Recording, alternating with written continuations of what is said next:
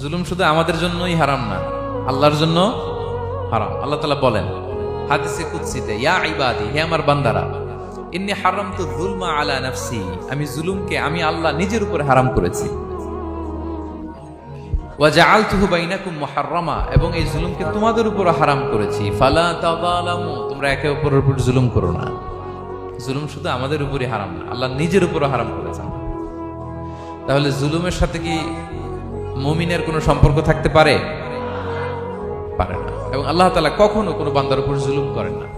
ওয়া আন্নাল্লাহা লাইসা বিযাল্লামিন লিল আবিদ, তিনি তার বান্দার উপর জুলুম করেন না। কোনোভাবেই যেন জুলুম না হয়ে যায়, এজন্য আল্লাহ তাআলা কিয়ামতের দিন মাওয়াজিনাল কিসত, ন্যায়ের মানদণ্ড তিনি প্রতিষ্ঠা করবেন, যাতে একটু ভুল না হয়ে যায়, জুলুম না হয়ে যায়। আমরা মাঝে মাঝে যে দোকান থেকে বস্তায় বস্তায় চাল নিয়ে আসি না, চাল দেখা যাবে যে 1 মণ চাল হয়তো সামান্য একটু কম হইতে পারে, সামান্য একটু বেশিও হইতে পারে, এরকম হয় না? দেখবেন যে দিছে 10 কেজি, বাসায় এসে দেখবেন যে 10 কেজির চেয়ে একটু বেশি, একটু সামান্য বেশি কয়েক গ্রাম, অথবা 10 কেজির চেয়ে সামান্য কয়েক গ্রাম কম, এরকম হয়ে যায় না? মানুষ তো আমরা, কি বলেন?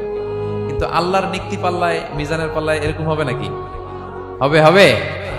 আল্লাহ বলে না, মাওয়াজিনাল কিসত, ন্যায়ের মানদণ্ড সেটা।